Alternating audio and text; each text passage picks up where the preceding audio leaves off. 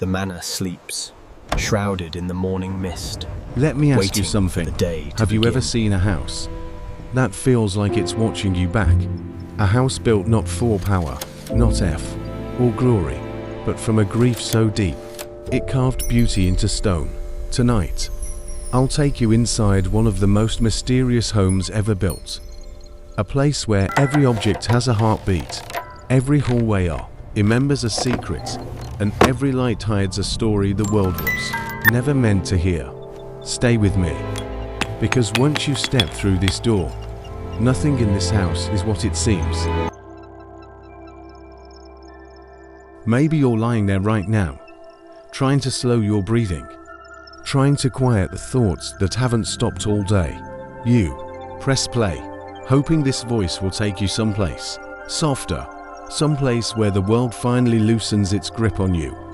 So, let's go there, gently, slowly. Together, tonight, I want to tell you a story, not about numbers, or power, or the noise that fills the headlines, but about people. People who struggled, who dreamed, who loved, who tried their best, just like you.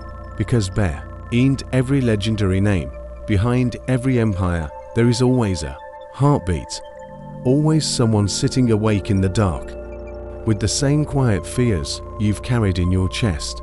And our story begins, not in AP Alice, not in a mansion, but in a cramped, dimly lit house, on a narrow street in Frankfurt. Inside that house sits a man, tired, hopeful, determined, sorting old coins by candlelight, while his children sleep in the next room. His name is Meyer Amschel Rothschild. But right now, he isn't a symbol, or a myth, or the beginning of a dynasty. He's simply a father, worrying about tomorrow, wondering whether what he has will be enough to protect the people he loves. As you listen, as your body sinks a little deeper into the bed, as your breath softens, I want you to remember something. Every great story you've ever heard started in a quiet room with someone who felt lost, uncertain, and painfully human. Just like this, just like now, and that is where our story begins. If you could step into that little house in Frankfurt, you might be surprised by how ordinary it feels. No gold, no servants, no signs of the power the world would one day whisper are about. Just wooden floors that creak softly at night, just windows that let in more cold than light. Just a father sitting alone at a table, while the rest of the world sleeps. Meyer Amschel Rothschild doesn't look like the beginning of anything extraordinary. His coat is worn, his hands are rough from work, and yet there is a stillness about him, the quiet kind that comes from years of trying, failing, and trying again anyway. On nights like this, when the candle burns low and the streets outside feel endless, he sorts coins one by one. Some are chipped, some are BNT, some carry the faded faces of kings who believed their empires would last forever. Meyer studies them gently, almost as if he's listening for something the metal wants to say, because to him, a coin isn't just a coin. It's a story, a memory, a tiny piece of the world passed through hundreds of hands before it finally reached his. He thinks about how fragile life is, how one bad harvest, one violent winter, one mistake can destroy a family. He thinks about his children sleeping in the next room, their small breaths, their soft bodies curled under thin blankets. He wonders if he will be able to give them the life they deserve. He wonders if tomorrow will be kinder than today. And for a moment, maybe he feels something you've felt too, that heavy mix of hope and fear that comes when you want something better, but don't yet know how to reach it. Meyer lifts a coin to the candlelight, watching the metal warm into a soft glow. If only there was a way, he whispers to himself, barely louder than the flame's quiet flicker, a way to turn what he knows into something that lasts, a way to make survival less fragile, a way to keep the people he loves safe. From a world that rarely is. He doesn't have the answer, yet. He only has a thought, a small, trembling spark. In a room that would one day feed a global fire, outside, the wind brushes against the window pane. Inside, Maya closes his eyes, lets out a tired breath, and tries to believe that effort, patience, and something greater he can't quite name will guide him forward. Tonight, he's just a man with too many worries and not enough time. But soon, very soon, he will make a decision that will change everything. For him, for his sons, for the world, and for N. Ow, you can just lie here. Let your breathing slow and follow him deeper into the story that is only beginning to unfold. Morning comes quietly in Frankfurt. The candle has burned itself out, leaving a small circle of wax on the wooden table, and Maya, with tired eyes and the mind still full of questions, steps outside into a world that feels colder than the night he just survived. The streets are narrow, merchants are shouting, children weave between carts, but beneath the noise, there is an undercurrent of fear, the kind people try to ignore but never fully escape. Wars are brewing, borders are shifting. A small mistake can become a disaster. A single rumor can decide whether a family survives or vanishes. Maya sees all this. He feels it in his bones, and somewhere deep inside, an unspoken truth begins to take shape. He cannot do this alone. His dreams are too heavy for one pair of hands, but maybe not to hear. For many, when he returns home that evening, he hears the familiar sounds, soft footsteps, the clatter of bowls in the kitchen, the gentle laughter of children who haven't yet learned how unsteady the world outside really is. He watches his sons, 5 boys with bright eyes, sharp minds, and hearts that still belong entirely to possibility. One of them is patient, one is daring, one listens more than he speaks, one asks far too many questions, and one simply watches everything. They don't know it yet, but each boy carries a different part of the future Maya is beginning to imagine. That night, after the children fall asleep, Maya sits by their room and listens to the rhythm of their breathing, the kind of sound that softens a man's heart and strengthens his resolve. He realizes something simple but powerful. He isn't just raising children. He's raising the only 5 people in the world who will ever truly understand him, his fears, his hopes, his heavy belief that people like them must work 10 times harder just to stand in the same place as others. And so, one quiet evening, with the lamps dimmed and the woe rolled outside reduced to a distant hum, Maya tells them a story, not about kings, not about wars, not about fortune, but about trust. Money can move a kingdom, he says softly, but trust can move the world. The boys sit silently, captured not by the words, but by the feeling in them. A rare kind of certainty that comes from a man who has suffered enough to understand what truly matters. Maya teaches them slowly, patiently. He shows them how to read not just numbers, but people, not just markets, but moods, not just decisions, but the reasons behind them. And as the years pass, each son grows into a different strength, 5 threads pulling in 5 directions, yet all tied to the same center: Frankfurt, London, Paris, Vienna, Naples, 5 cities, 5 futures, 5 arrows, as the family would one day call them. They don't know yet how far those arrows will fly. They don't know the empires they will rescue, or the wars they will quietly fund, or the mysteries the world will later attach to their name. All they know is that they want to help their father stand. They want to carry the weight he once carried alone.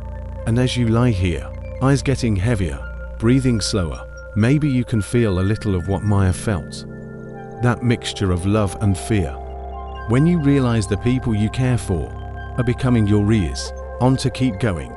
This, right here, is where the seeds of a dynasty were planted, not in power, not in gold, but in a father's quiet decision to share his burden with the 5 small souls who trusted him completely. And soon, those 5 sons will step out of that little house and into a world that has no idea what is coming. The world changes quietly at first, a rumor carried by merchants, tents whisper in a marketplace, a soldier marching through a distant town, and then the storms arrive.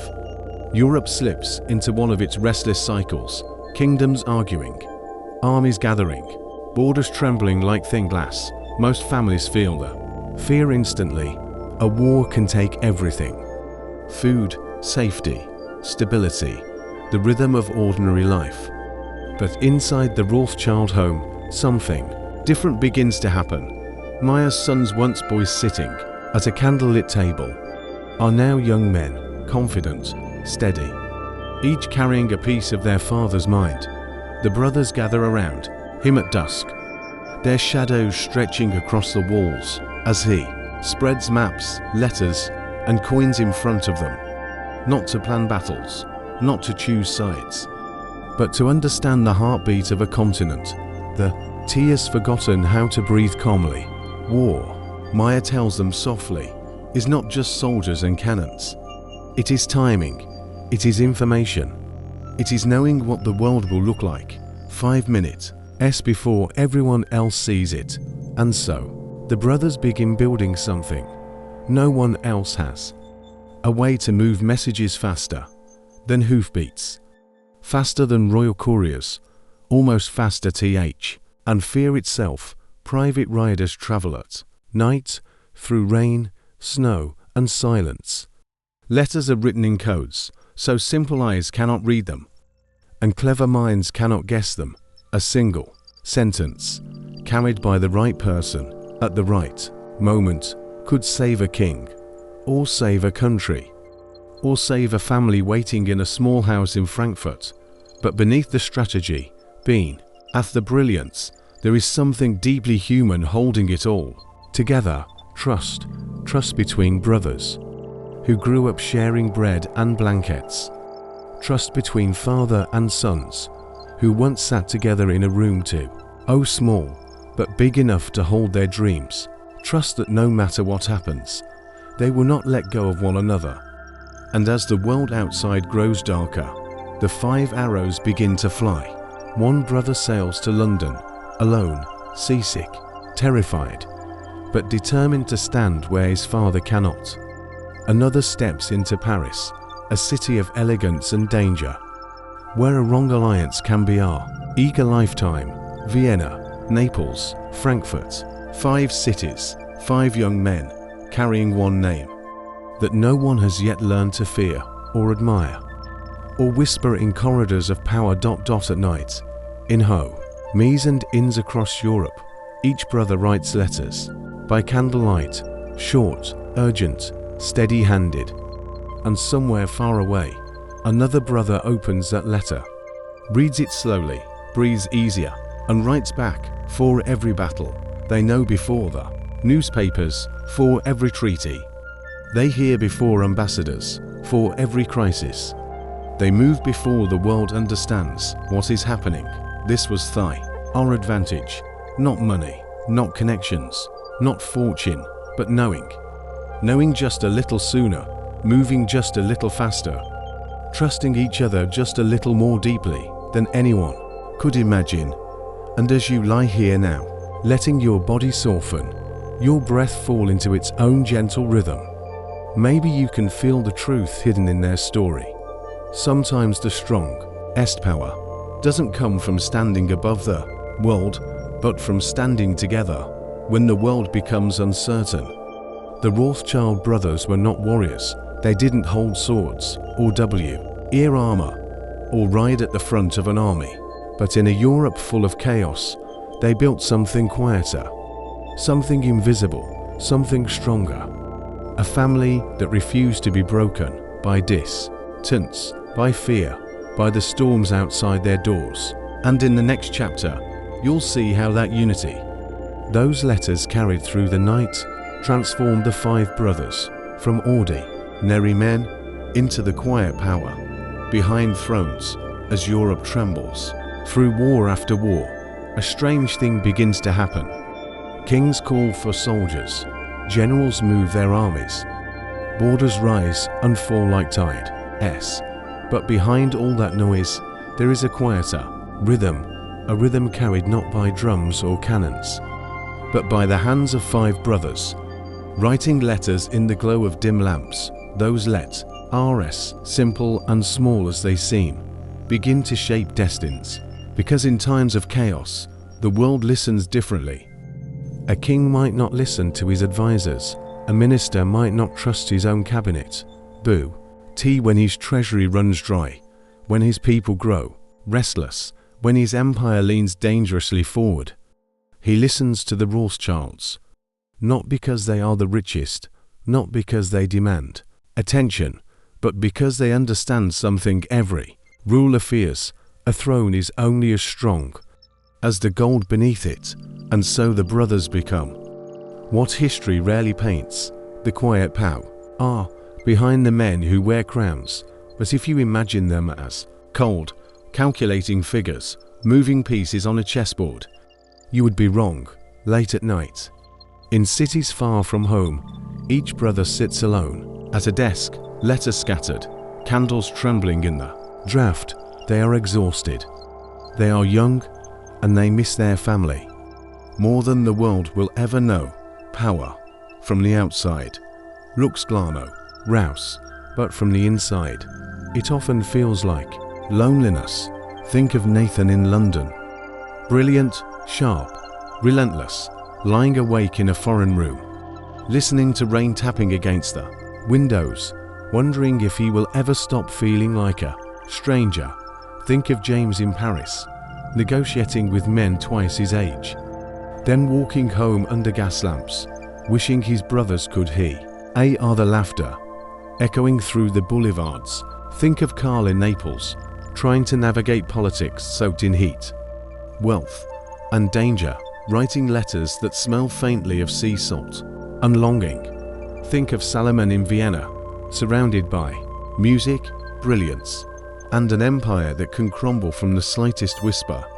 Feeling the weight of responsibility sit heavily on his shoulders, and Amschel in Frankfurt, the anchor, the center, the one who stays behind to hold everything in place, watching every letter arrive, as if he can feel the heartbeat of each brother. In the none of this feels like the stories people whisper. The world will later paint them as giants, as shadows moving empires, as minds impossible to read. But in this moment, they are exactly what they've always been: brothers, separated by borders, bound by trust, and quietly sacrificing parts of themselves, so the family name and the people depending on them can survive what is coming. Some nights, Nathan fingers a small, worn coin he kept from his father's shop, a reminder of where he came from, a reminder that power was never the goal, safety was, stability was, family was. He closes his eyes and whispers a promise he made long ago, in a house far smaller than the ones he lives in now. We stand together, no matter the distance, no matter the cost. Who side? The world assumes they are untouchable inside. Each brother carries a private ache, the cost of constantly being strong when you have no room to fall apart. And yet, they continue, because deep down, they know they are building something bigger than money, bigger than influence, bigger than anything they can fully understand. They are building a bridge across Europe, a bridge made no of stone, but of letters, loyalty, and sleepless nights. And soon, that bridge will carry them into a kind of power the world has rarely seen, but for now. As you lie there, breathing softly, letting your thoughts settle, just remember, even the most powerful people were once young men in foreign cities, trying their best. Even the loudest legends began quietly, inside hearts that were afraid but kept going anyway. And in the next chapter, you'll see how their strength, born from love, not ambition, became the foundation of an empire that would reshape the century. Before Waddesdon Manor existed, before its towers touched the sky, and its windows glowed like soft lanterns on a hill, there was a little boy born into a world far grander than he ever asked for. His name was Ferdinand de Rothschild. He arrived in 1839, in a Paris filled with elegance, street lamps glowing on wet stone, carriages rolling past opera houses and salons overflowing with laughter, music and conversations about politics, science and art to the world.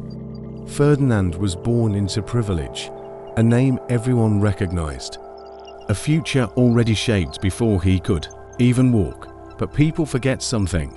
A child cannot spend a fortune. A child cannot exercise influence.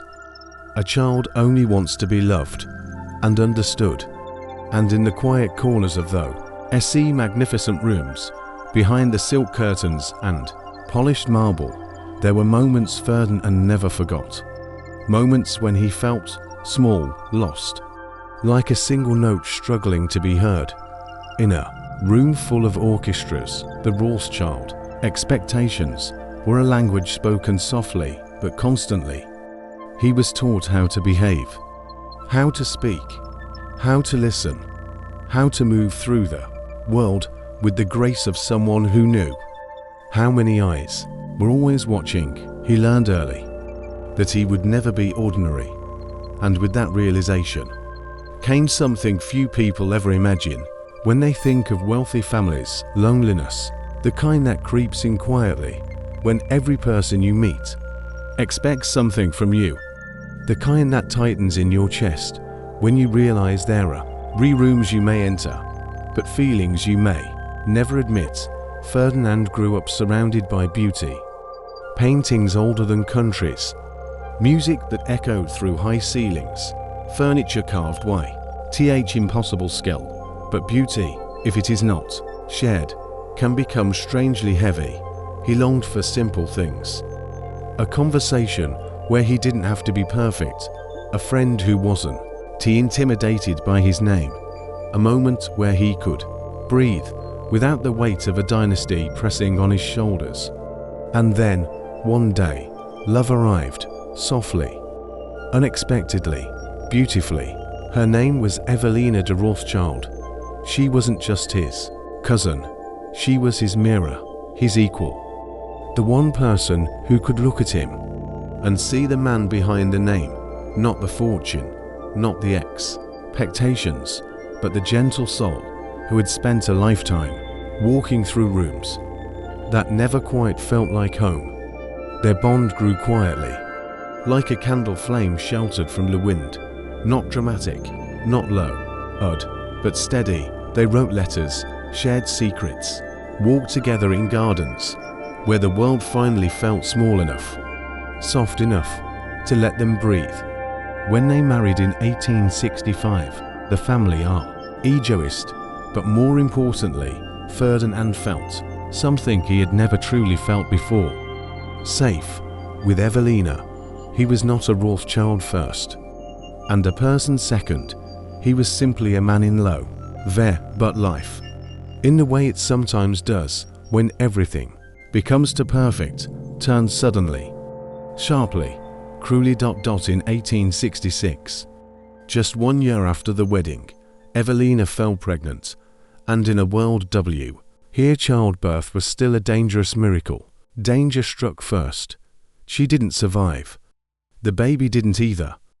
And a house that once echoed with laughter fell into a silence so deep. It felt like the walls themselves were grieving. People who saw Ferdinand afterward said he walked differently, not slower, but as if a part of him no longer touched the ground. He never remarried, not because he couldn't, but because some losses don't create empty spaces, they create rooms you can never leave.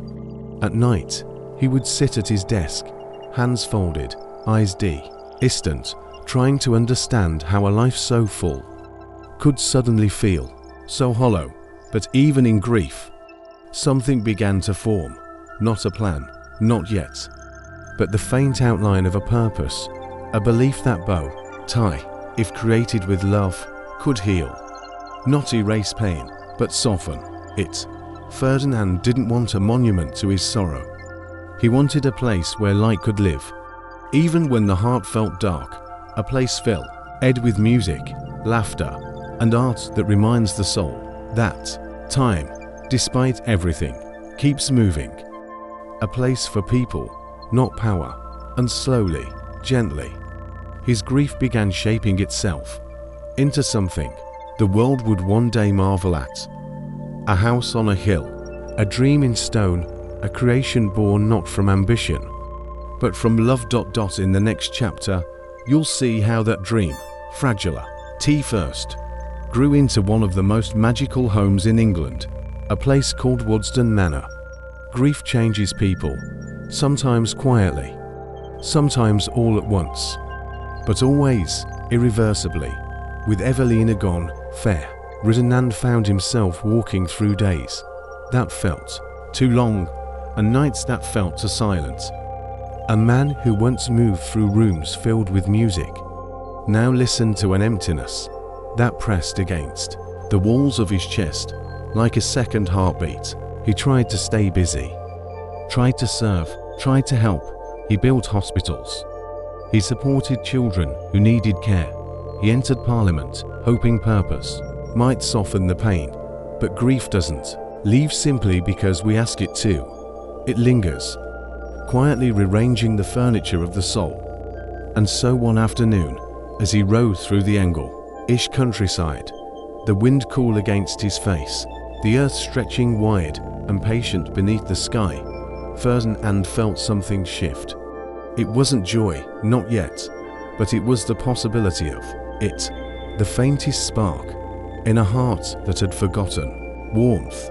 He saw a hill, not remarkable, just a rise of land touched by soft light, and surrounded by trees that swayed gently, as if whispering tea. Oh, anyone who would listen. To most people, it was simply a hill. To Ferdinand, it was the first place in a long time that didn't feel heavy. He stopped his horse, looked at the landscape, closed his eyes, and let himself imagine, just for a moment, imagine a house here, not to show power, but to show beauty. A place where elegance and imagination could live side by side. Place filled not with echoes of sorrow, but with new footsteps, new laughter, new life. A home not built to erase grief, but to give it somewhere soft to rest. He didn't want a brushish manor. He didn't want stone walls that felt stern and tight. No, he wanted something dreamlike, something that felt like stepping into a painting. A French chateau, the kind he used to admire as a young man, when he and Evelina walked through galleries together, their fingers brushing, their eyes lighting up in the same corners. A French dream, in English sunlight, a place that caught the morning light, care memory, and held it long after the sun moved on, and so, very slowly, with the gentleness of a man rebuilding his heart one breath at a time, Ferdinand made a decision. He would see Ari, 8, not to impress, not to boast, but to breathe, to build a sanctuary where beauty could live. Even when life felt fragile, he found architects who understood fantasy, craftsmen who understood patience, gardeners who understood the language of seasons, 4 months, then years. He watched the hill transform. Stone rose where grass once lay. Windows appeared like gateways to another time. Balconies curled like delicate hands reaching out to greet the sky. Turrets spiraled upward, soft and elegant, like dreams stretched into architecture.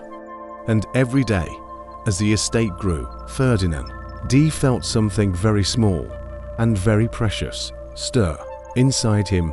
Peace, not the loud peace of triumph, but the quiet peace of someone who discovers that creation can be a kind of healing.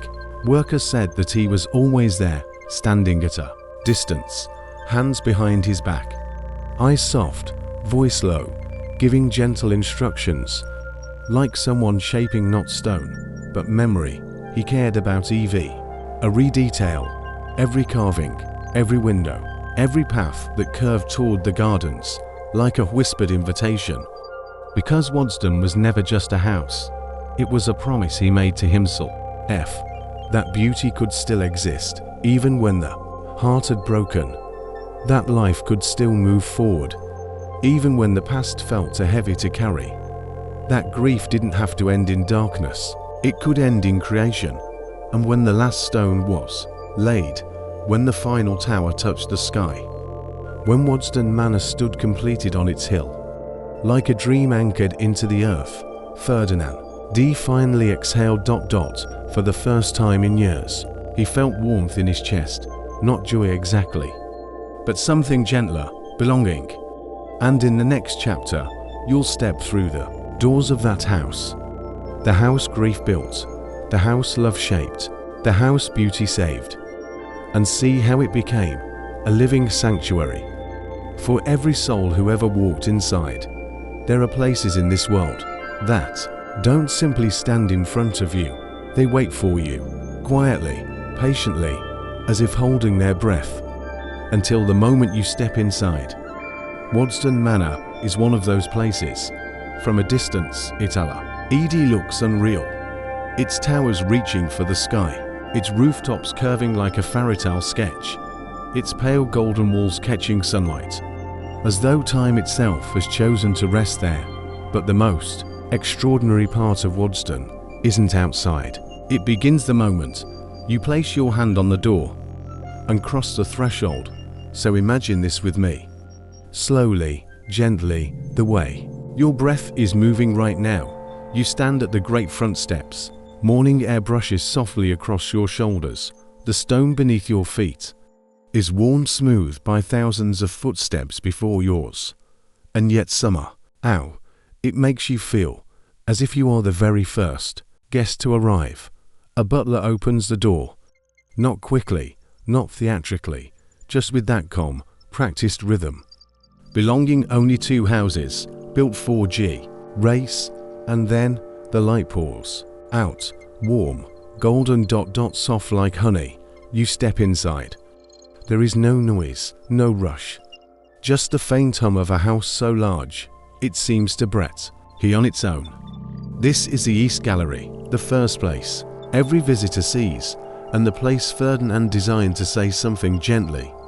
Without words, you are not entering a rich man's home, you are entering a human heart. The air carries a whisper of aged wood and polish.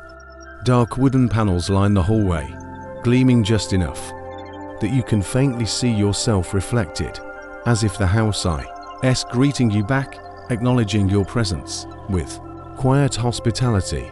Gold details shimmer under the warm lamps.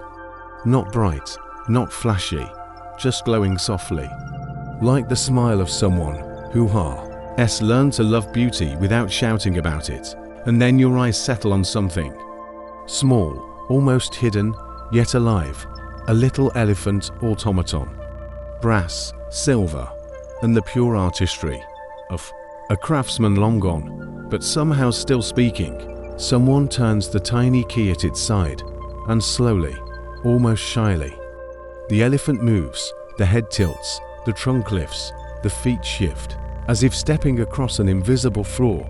No one laughs, no one claps, everyone just watches. Quiet, still, held by the delicate sound of gears that only calm hearts can truly hear. In that moment, you understand. This isn't a toy. It's a reminder that, even in difficult centuries, people continued creating beauty as a way of surviving everything else. Ferdinand kept it here because he knew this truth intimately. Sometimes the smallest things carry the greatest comfort. You walk deeper into the gallery. The carpet under your feet is soft, so soft it feels like stepping into a warm clue. The room seems to expand. Every time you exhale, you feel lighter, more present, as if Wadston has been waiting for someone who would truly notice it. And just beyond the next doorway, Onal, why a few quiet steps ahead is the space where Ferdinand welcomed his closest guests. A room meant for warmth, for friendship, for conversations whispered in low tones after long dinners and soft laughter. A room called the smoking room. And so, there you stand, in the warm hush of the East Gallery, your breath slowing, your mind softening, your heart opening just a little, more, to the house that holds so many stories. As you take one quiet step forward, the light shifts gently, like a hand guiding you deeper into a dream. Ahead of you, a doorway waits, its frame carved, its edges glowing softly, inviting you toward a room where evenings unfolded, not with grand speeches or loud displays, but with the quiet magic of intimate conversation. The door opens into a space that feels different from the rest of the house, less like a chateau and more like a heartbeat. The smoking room is warm, almost amber in tone, as if the walls themselves carry the soft glow of 100 quiet evenings. The plasterwork is delicate, curving across the ceiling like gentle thoughts, drifting through a tired mind. You can almost hear it, the low murmur of voices that once filled this room. Not loud, not sharp, just the steady warmth of people sharing pieces of themselves. When the world outside felt too heavy, men in tailored coats, women with eyes that understood more than they said, all gathered here after long dinners, letting their guard fall, 1 inch at a time. A glass of brandy catching the lamplight, a soft laugh slipping in to the air, a story told in a voice just above a whisper. This wasn't where deals were made, it was where burdens raised. Ferdinand loved this room for that reason. He knew that people, even powerful ones, needed places where they could stop pretending, where they could exhale, where they could be human again. If you close your eyes now, you might feel the echoes, the warmth of shared secrets, the comfort of being understood, the soft hum of belonging. Here, conversations didn't change nations, they changed hearts, and sometimes that is the deeper kind of influence. The house breathes with you, slow and even, and when you open your eyes again, you'll find another doorway waiting, leading to a room that held the most breathtaking spectacle what's Dawn had to offer, a room where light itself became the star. You step through the next archway, and the world quietly transforms. The grand dining room unfolds before you, like the opening scene of a dream's long table gleaming under crystal chandeliers, silverware arranged in perfect harmony, china shining like still water under warm golden light. But it is the light that captures you first. At a time when most homes relied on gas lamps or trembling candle flames, Ferdinand dared to do something bold. He brought electric light into this room, but hid it cleverly inside candle shop, Ed casings, a marriage between old world romance and new world innovation from far away.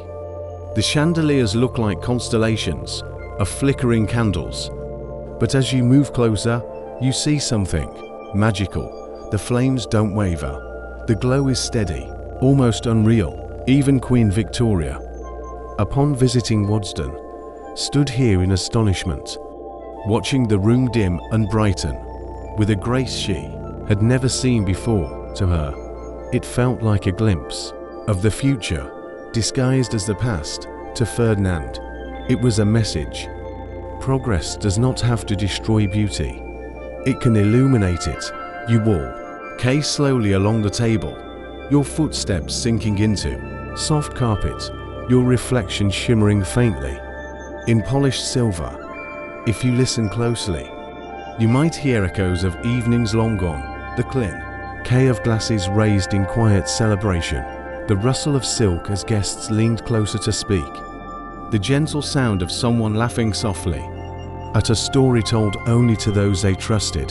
The room hums with memories of warmth and wonder, a reminder that even the grandest spaces can hold the tenderness of shared meals and gentle company.